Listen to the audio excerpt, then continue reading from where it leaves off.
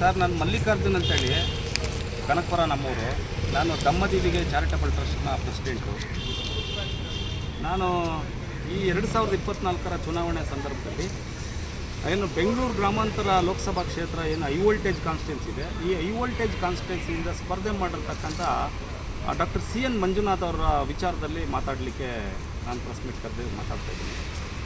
CN ಮಂಜುನಾಥ್ರವರು ಇಡೀ ಕರ್ನಾಟಕ ರಾಜ್ಯದಲ್ಲಿ ಒಂದು ಅಳತೆಗೆ ಮೀರಿದಂಥ ಒಂದು ಬಿಲ್ಡಪ್ಪನ್ನು ತಮಗೆ ತಾವೇ ಸೃಷ್ಟಿ ಮಾಡ್ಕೊಂಡ್ಬಿಟ್ಟಿದ್ದಾರೆ. ಅದು ಮಾಧ್ಯಮಗಳ ಮೂಲಕನೂ ಮಾಡ್ಕೊಂಡಿದ್ದಾರೆ. ವೀಕೆಂಡ್ ವಿತ್ ರಮೇಶ್ ಅವ್ರ ಜೊತೆ ಮತ್ತು ಬೇರೆಯವ್ರ ಜೊತೆಯಲ್ಲಿ ಸುಮಾರು 6 ತಿಂಗಳಿಂದಲೇ ರಾಜಕೀಯೇತರವಾಗಿ ರಾಜಕೀಯದ ಬೇರುಗಳನ್ನು ಗಟ್ಟಿ ಮಾಡಿಕೊಂಡು ಅದರ ಮೂಲಕ ಒಂದು ಚುನಾವಣೆಗೆ ನಿಲ್ಲಬೇಕು ಅಂತೇಳಿ ಒಂದು ಪ್ರಯತ್ನ ಮಾಡಿ ಚುನಾವಣೆಗೆ ನಿಂತಿದ್ದಾರೆ.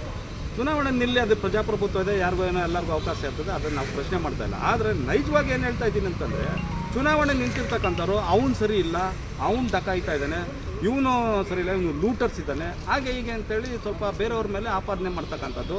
ನಾನು ಸಜ್ಜನ ವ್ಯಕ್ತಿಯಾಗಿದ್ದೀನಿ, ಸಜ್ಜನರಿಗೆ ಅವಕಾಶ ಕೊಡಿ ಅಂತೇಳಿ ಕೇಳ್ಕೊಂಡು ಬಂದಿದ್ದಾರೆ.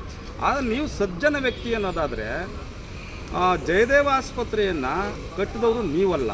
ಅದನ್ನು ಅಲ್ಲಿಂದ ವಿಕ್ಟೋರಿಯಾ ಹಾಸ್ಪಿಟ್ಲ್ ಕ್ಯಾಂಪಸ್ನಿಂದ ಅದನ್ನು ಶಿಫ್ಟ್ ಮಾಡಿ ಅದನ್ನು ತೊಗೊಂಡು ಬಂದು ಬನ್ನೇರುಘಟ್ಟ ರಸ್ತೆಗೆ ಆಸ್ಪತ್ರೆಯನ್ನು ಸ್ಥಳಾಂತರಿಸಿದವರು ಎನ್ ಪ್ರಭುದೇವ್ ಅಂತೇಳಿ ವೈದ್ಯರು.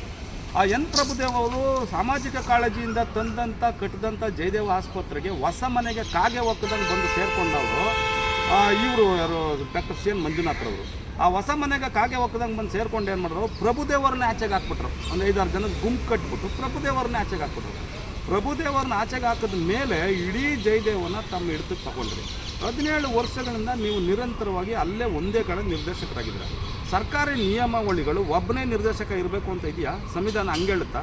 ಸಂವಿಧಾನ ಒಬ್ಬ ಮುಸ್ಲಿಮರಿಗೆ ಅವಕಾಶ ಕೊಡಬೇಕು, ಸಂವಿಧಾನದಲ್ಲಿ SC STಗಳಿಗೆ ಅವಕಾಶ ಕೊಡಬೇಕು, OBCಗಳಿಗೆ ಅವಕಾಶ ಕೊಡಬೇಕು, ಮಹಿಳೆಯರಿಗೆ ಅವಕಾಶ ಕೊಡಬೇಕು, ಎಲ್ರಿಗೂ ಕೊಡಬೇಕು. ಆಮೇಲೆ ವಿಶೇಷವಾಗಿ ಅಲ್ಲಿ ಕೆಲಸ ಮಾಡ್ತಾ ತಮ್ಮ ವೃತ್ತಿ ಜೀವನವನ್ನೇ ಸ್ಯಾಕ್ರಿಫೈಸ್ ಮಾಡ್ತಾ ಇದ್ದಾರಲ್ಲ ಬೇರೆ ಡಾಕ್ಟರ್ಸು, ಅವರು 6 ಜನ 7 ಜನ ಇಷ್ಟೊತ್ತಿಗೆ ಅವರು ನಿಮ್ಮ ನಿರ್ದೇಶಕರಾಗಿರಬೇಕಾಗಿತ್ತು. ಯಾಕೆ ನೀವು ಅವ್ರಿಗೆ ಅವಕಾಶ ಕೊಡಿಲ್ಲ?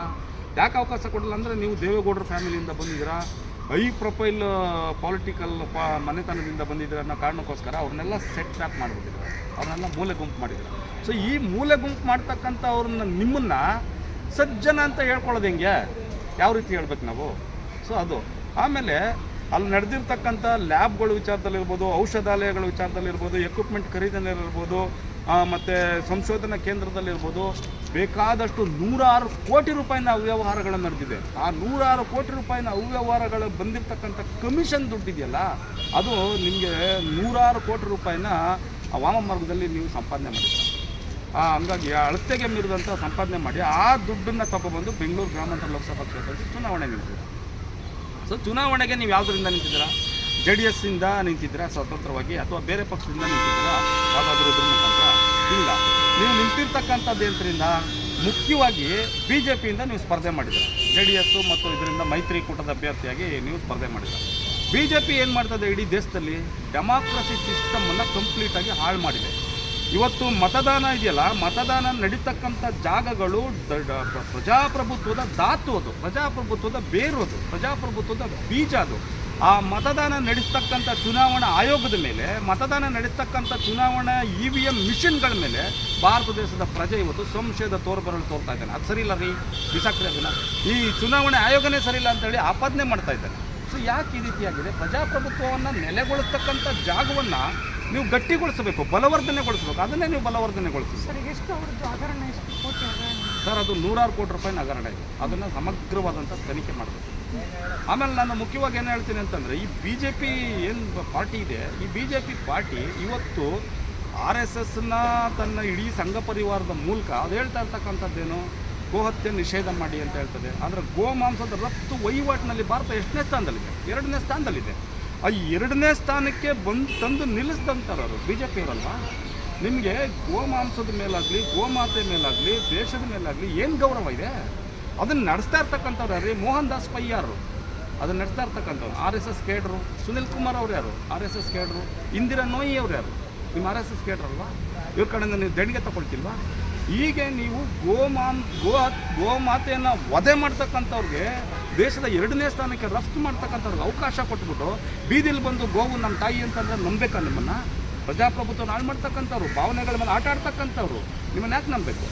ಸರಿ, ಎಷ್ಟು ಬಿಟ್ಟ ನಿರ್ದೇಶಕರಾಗಿ ಬಿಟ್ಟು ಹೋಗಿ ತುಂಬ ಈಗ ದಿನಗಳಾಗಿವೆ. ಈಗ ಈ ಹಗರಣ ಈಗ ಯಾಕೆ ಹೊರಗೆ? ತುಂಬ ದಿನಗಳೇನಾಗಿಲ್ಲ, ಈಗಲೂ ಹಿಂಬಾಗಿಲಿನಿಂದ ಅವರದೇ ಅಧಿಕಾರ ಹಿಡಿತದಲ್ಲಿದೆ. ಯಾಕೆಂದರೆ ಅವ್ರಿಗೆ ಈಗಲೂ 4 ಲಕ್ಷ ರೂಪಾಯಿ ಸಂಬಳನ ಕೊಟ್ಟು ಸರ್ಕಾರ ಹಾಸ್ಪಿಟ್ಲಿಗೆ ಅವ್ರನ್ನ ನಿರ್ದೇಶಕರಾಗಿ ನೇಮಕ ಮಾಡ್ಕೊಂಡಿದ್ದಾರೆ. ಈಗ ಯಾರು ನಿರ್ದೇಶಕರಿದ್ದಾರೆ? ಅವರು ನಿರ್ದೇಶಕ ಹುದ್ದೆಯಿಂದ ಕೆಳಗಿಳಿದಾಯ್ತಲ್ವಾ, ಯಾರನ್ನಾದ್ರೂ ನೇಮಕ ಮಾಡಬೇಕಲ್ವಾ? ಯಾರಿದ್ದಾರೆ ಅಲ್ಲಿ ನಿರ್ದೇಶಕರು? ಯಾರು ಇಲ್ವಲ್ಲ. ರವೀಂದ್ರನಾಥ್ ಅಂತ ಇದ್ದಾರೆ. ರವೀಂದ್ರನಾಥ್ ಅವ್ರನ್ನ ಆಯಕಟ್ಟಿನ ಜಾಗದಲ್ಲಿ ಕೂರಿಸೋವಾಗ ಅವ್ರನ್ನ ಏನಾಗಿ ಕೂರಿಸಿದ್ದಾರೆ? ನೀವು ನಿರ್ದೇಶಕರಾಗಿ ಕೂರಿಸಿದ್ದೀರಾ? ಇನ್ಚಾರ್ಜಾಗಿ ಕೂರಿಸಿದ್ದೀರಾ? ಇಲ್ವಲ್ಲ. ಸೊ ಹಾಗಾಗಿ ಆ ಇಡೀ ಜಯದೇವ ಹಾಸ್ಪಿಟ್ಲು ನೀನು ಬದುಕಿರೋವಾಗ ನಿನ್ನ ಹಿಡ್ತನದಲ್ಲೇ, ನಿನ್ನ ಒಡೆತನದಲ್ಲೇ ಇರಬೇಕಾ? ಇದನ್ನು ಪ್ರಶ್ನೆ ಮಾಡಬೇಕಲ್ವಾ? ಸೊ ಈ ಎಲ್ಲ ವಿಚಾರಗಳಿಂದಾಗಿ ನಾವು ಮಂಜುನಾಥ್ ಅವ್ರ ಮೇಲೆ ಈ ರೀತಿಯ ಗಂಭೀರವಾದಂಥ ಆರೋಪಗಳನ್ನು ದಾಖಲೆ ಸಮೇತ ಮಾಡಿದ್ದೀವಿ. ಇದ್ರ ಬಗ್ಗೆ ರಾಜ್ಯ ಸರ್ಕಾರ, ಸನ್ಮಾನ್ಯ ಸಿದ್ದರಾಮಯ್ಯನವರು ಮತ್ತು ಡಿ ಕೆ ಶಿವಕುಮಾರ್ ಅವರು, ದಿನೇಶ್ ಗುಂಡೂರಾವ್ ಅವರು, ಯಾರ್ಯಾರಿದ್ದೀರ ನೀವೆಲ್ಲರೂ ಸಂಬಂಧಪಟ್ಟ ಸಂಪುಟ ದರ್ಜೆಯ ಸ್ಥಾನಮಾನವನ್ನು ಹೊಂದಿರತಕ್ಕಂಥ ಮಂತ್ರಿಗಳು ಇದ್ರ ಬಗ್ಗೆ ತನಿಖೆಗೆ ಆಗ್ರಹ ಮಾಡಬೇಕು. ತನಿಖೆಗೆ ಆದೇಶ ಮಾಡಬೇಕು. ತನಿಖೆಯನ್ನು ಸಂಪೂರ್ಣವಾಗಿ ತನಿಖೆ ಮಾಡಿ ಅದರಲ್ಲಿರ್ತಕ್ಕಂಥ ಯಾರು ತಪ್ಪಿತಸ್ಥರಿದ್ದಾರೆ ಅವ್ರ ಮೇಲೆ ಕಟ್ಟುನಿಟ್ಟಿನ ಕ್ರಮ ಆಗಬೇಕು. ಯಾರ ಮನೆಯಿಂದನಾರು ಬಂದಿರಲಿ, ಅವ್ರು ಯಾರೇ ಆಗಿರಲಿ, ಅದರಲ್ಲಿ ತಪ್ಪಿತಸ್ಥರ ಅದು ಸ್ವಲ್ಪ ಭ್ರಷ್ಟಾಚಾರದ ವಾಸನೆ ಇದೆ ಅಂತಂದರೆ ಅದು ಜಾಡ್ ಹಿಡಿದು ತನಿಖೆ ಮಾಡಿ ಅವ್ರನ್ನ ಒಳಗಡೆ ಹಾಕಬೇಕು ಅಂತೇಳಿ ನಾನು ಒತ್ತಾಯ ಮಾಡ್ತೀನಿ.